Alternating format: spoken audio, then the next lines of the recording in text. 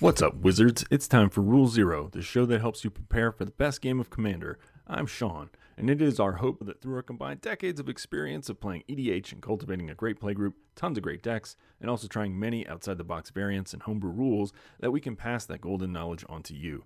This week is a solo episode, so before I jump into today's topic, the Star Trek-like Nadu Paradox, I want everyone to be reminded that if you hadn't taken the time already to rate or write a review for us on your podcast app of choice, it would be greatly appreciated.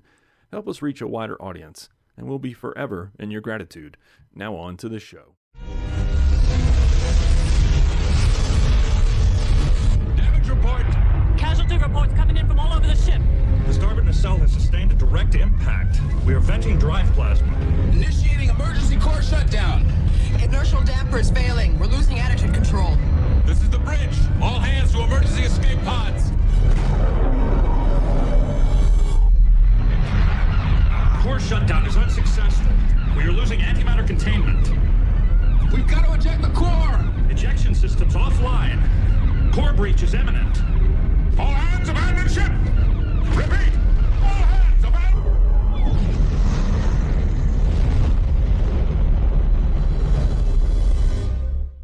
Chapter 1. Time is a flat circle. Captain's log.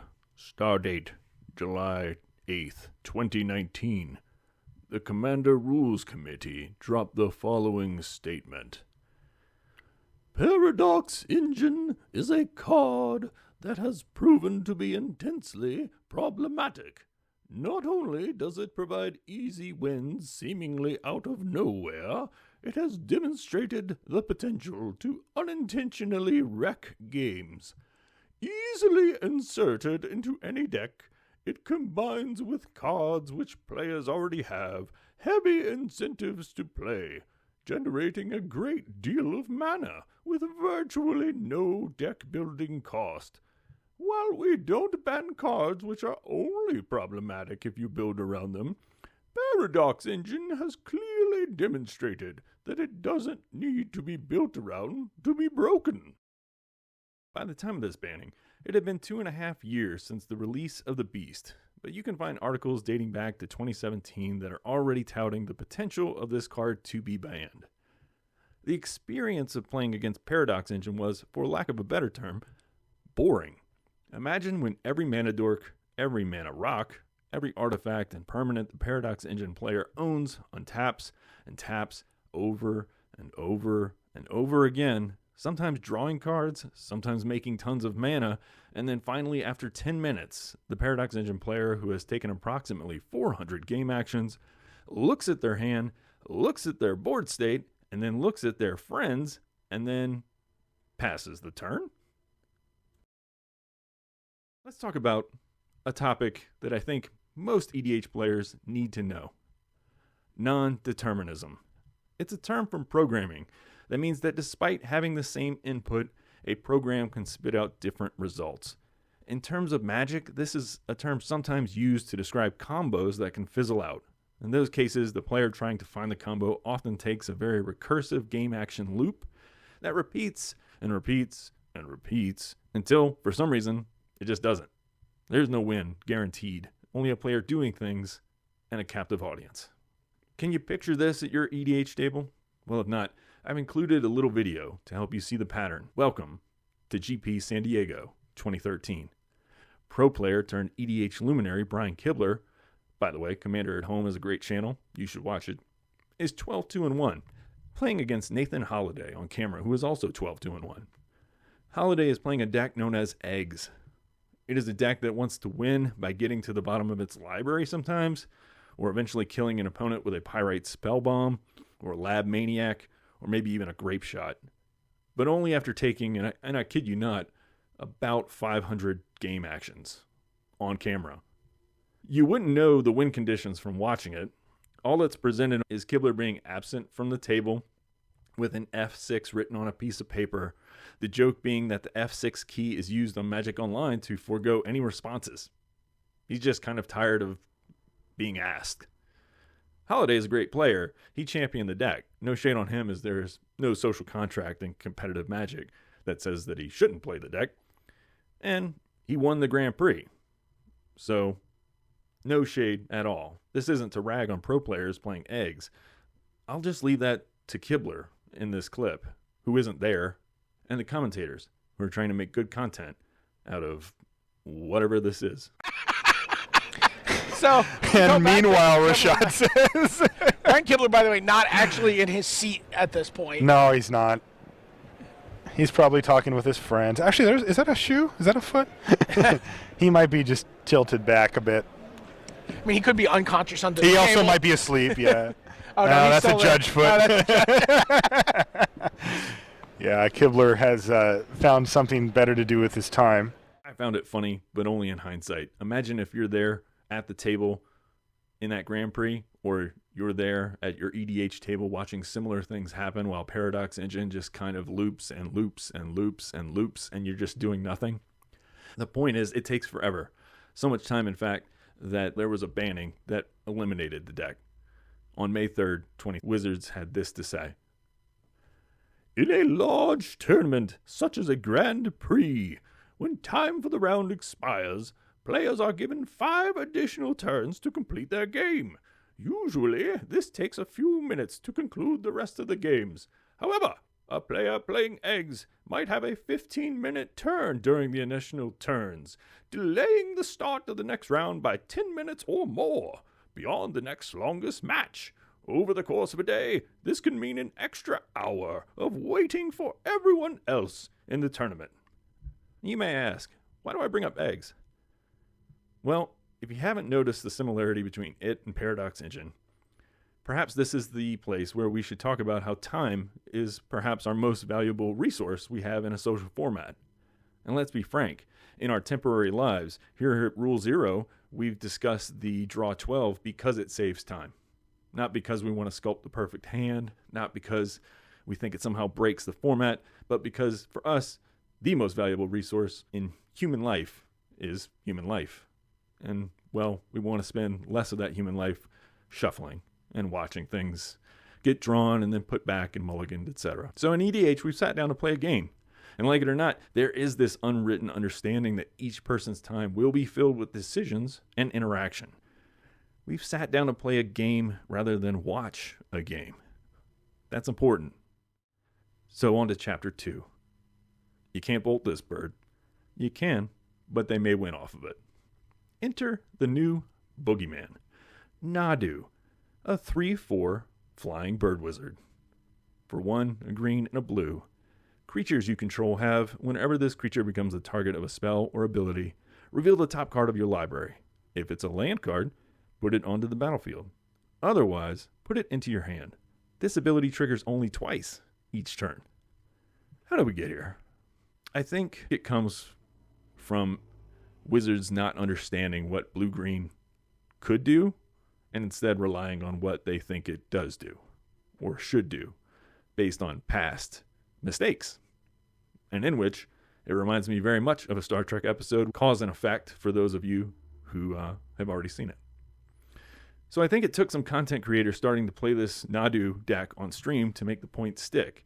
From Play to Win CEDH to SCG versus Casual, where pro player and commentator Corey Baumeister repeating over and over, "This is toxic," to his other players.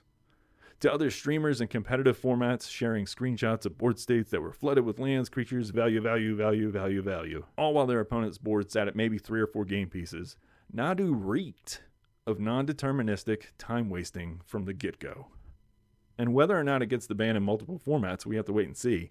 But I hope that in EDH it does. This seems like a predictable outcome for anybody who's been in this game for a long time.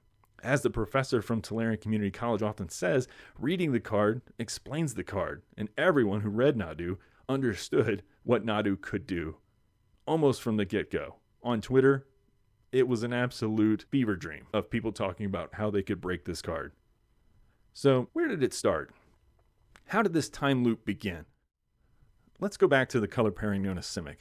named after one of the original Ravnican guilds from Ravnica City of Guilds, released in the fall of 2005. Did you know that out of 3 sets in the original Ravnica block, there were only 2 Simic legends? Both of these commanders seemingly have the start of an engine to them. But as we'll start to learn, and I think this is one of the myths I would like to debunk, is that Simic isn't supposed to be draw a card, play an additional land. In fact, nowhere in the Ravnican block did that become a focus for Simic. Chapter 3. 2 roads diverged in a wood, and I took the one that psychographics told me players liked the most. I'm going to do my best Mark Rosewater impression. You'll notice that Simic, creatively, were the guild most overhauled between original Ravnica and Return to Ravnica. The Simic don't line up as easily. They're not after either growth or knowledge. Exactly. The way I like to explain it is they want to, quote, improve upon nature.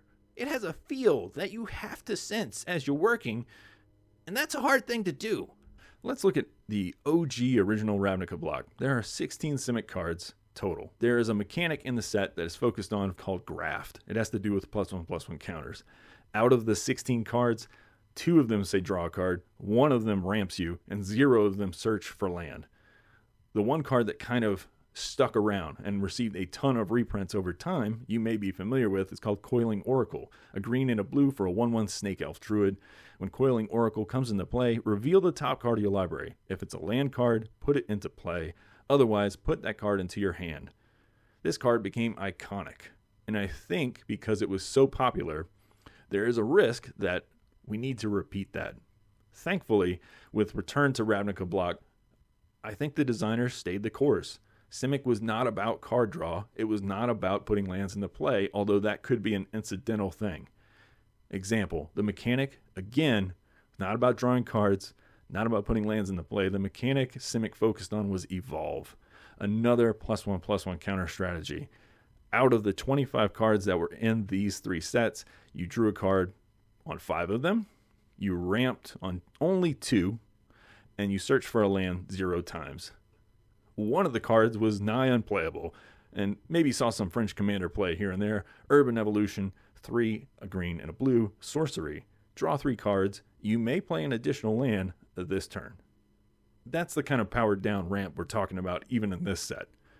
Now let's return to the Return of Ravnica. Set, or block number 3, War of the Spark Time.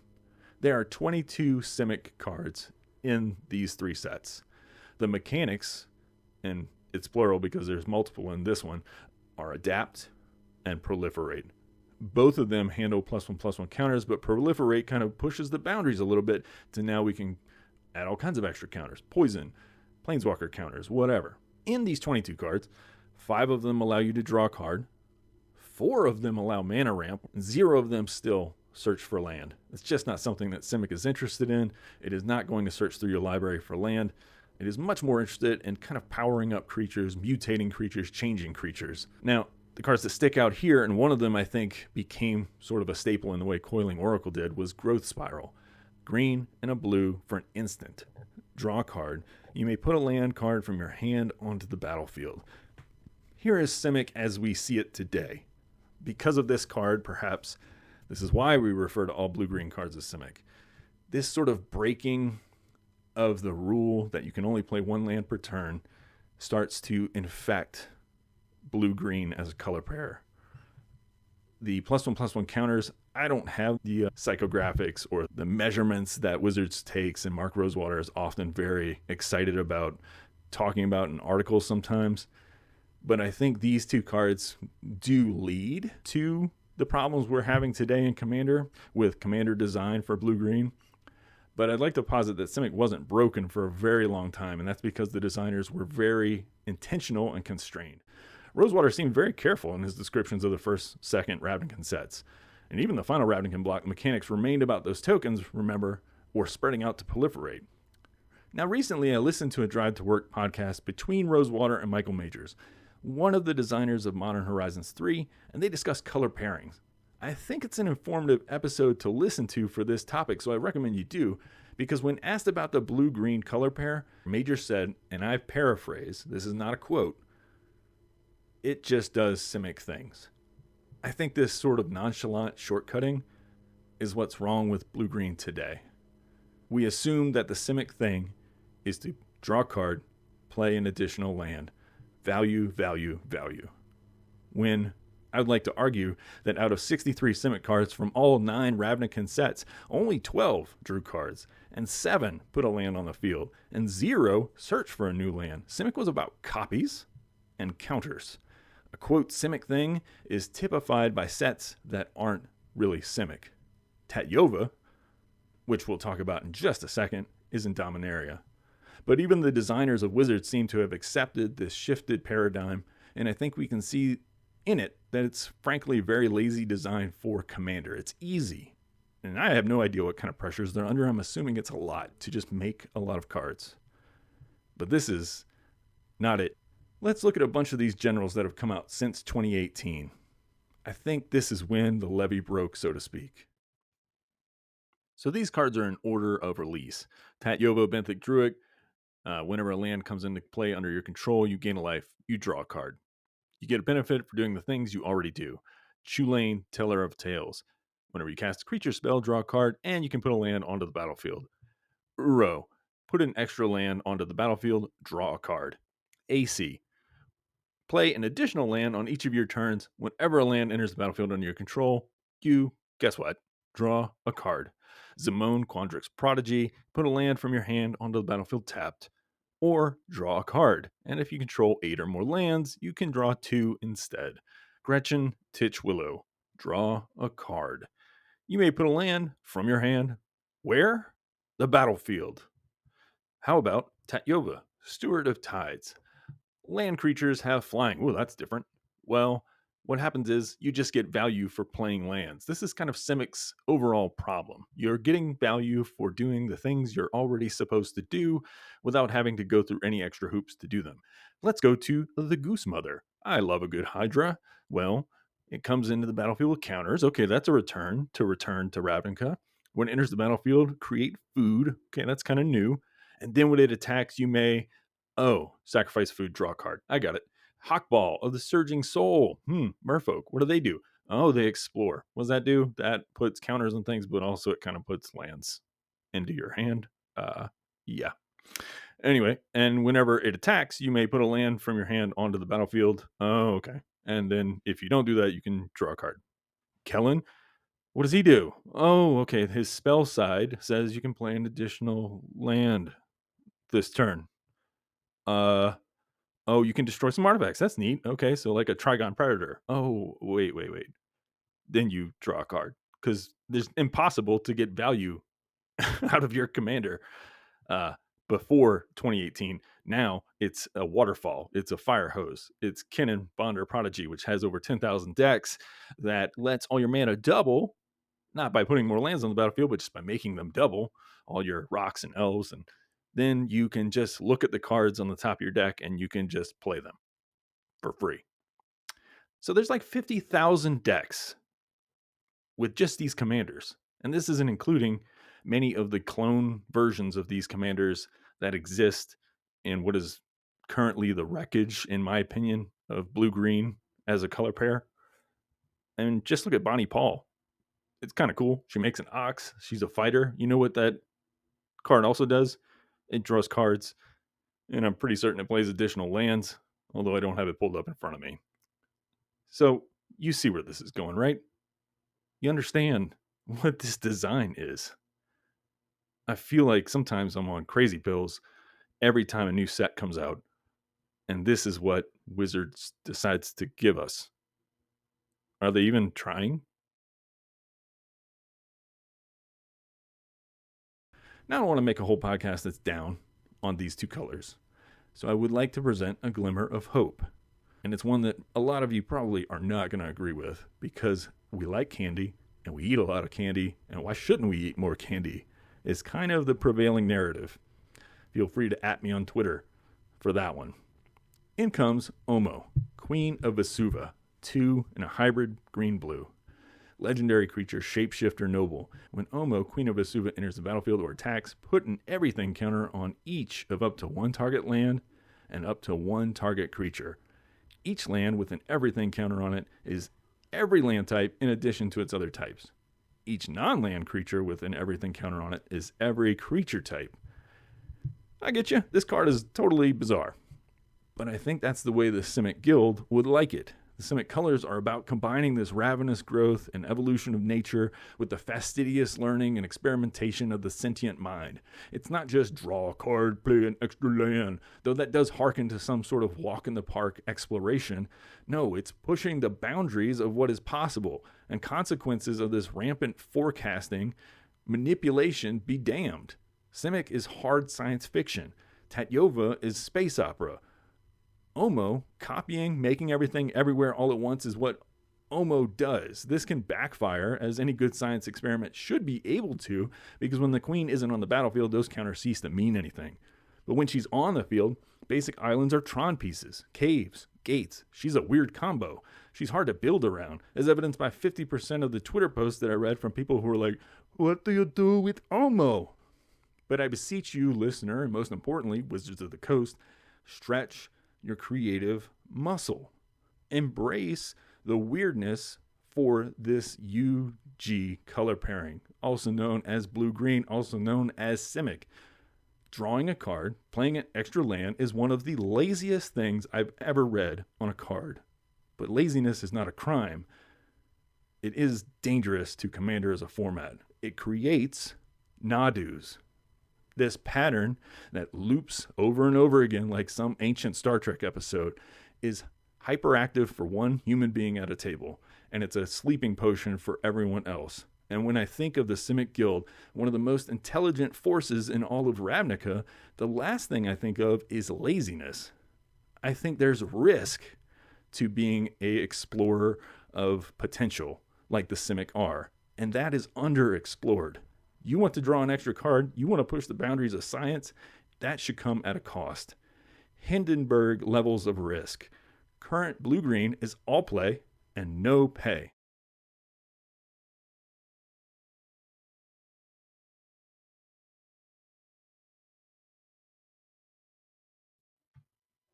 In the Star Trek universe, in the show Cause and Effect, the crew is able to break themselves out of this recurring loop when the android is able to send himself a message right before the ship explodes.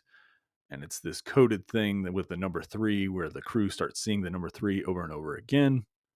And at the last second, he's able to figure out, oh, there's 3 pips on Commander Riker's lapel. That means that I need to listen to his idea rather than the other, and we are saved. I can only hope that the Commander Rules Committee from the past that banned Paradox Engine in 2019 is able to send a coded message similarly ahead to us in 2024, 5 years later, almost to the date. Ban Nadu. Don't make it so that groups have to turn people away who don't realize that Nadu is a toxic commander, that it's a toxic play pattern. It monopolizes the table. There's so many better options.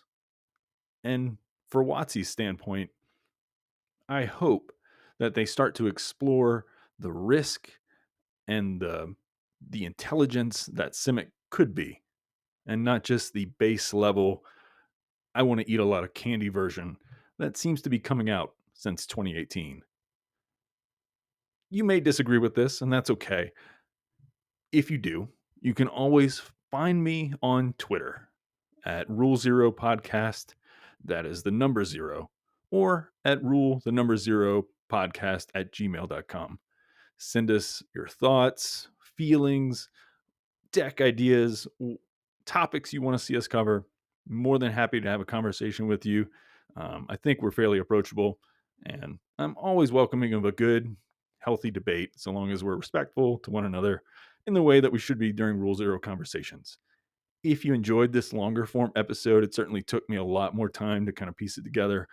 Let me know, because it did take me maybe 2 days of work off and on to kind of put this thing together. And I really enjoyed it regardless. So I hope you got some value out of it. I hope it sparked thoughts, debate. Just let us know. Next week, we're going to be tackling a much more lighthearted topic, silver bordered cards. Which 10 should you be running at your commander table, with a special guest who happens to run a lot of silver bordered cards in our group and seems to love them.